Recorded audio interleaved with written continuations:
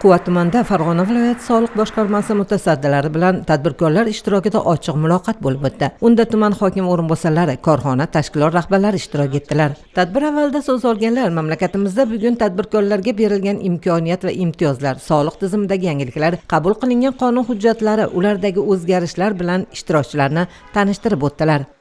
Bu uchrashuvga asosan tadbirkorlik subyektlarini ko'p yillardan beri muammolar yechilmay kelayotgan holatda tadbirkorlar chaqirtirilib, ular bilan tegishli tartibda suhbatlar olib borildi.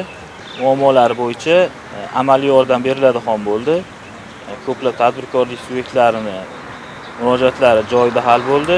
Muloqot davomida tadbirkorlarning soliq hisobotlarini topshirish, imtiyozlardan foydalanish va kadastr boshqarmasi bilan bog'liq muammo hamda takliflari eshitildi. Tadbirkorlarni qiynab kelayotgan muammolar shu yerning o'zida o'rganib chiqilib, ularning yechimlari bo'yicha zarur maslahatlar berildi.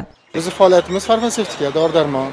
Mana yig'ilishda qatnashdik. Biz o'zimizga kerakli bo'lgan savol-javoblarga o'zi xulosani oldik. Hamma muammolaringga onlaynda turib yordam beramiz deb aytishdi.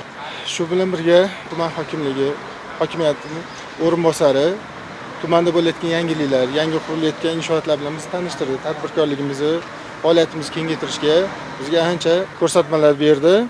Xudo xolasa, yangi joylarda tadbirkorligimizni kengaytirishga bel bog'laymiz.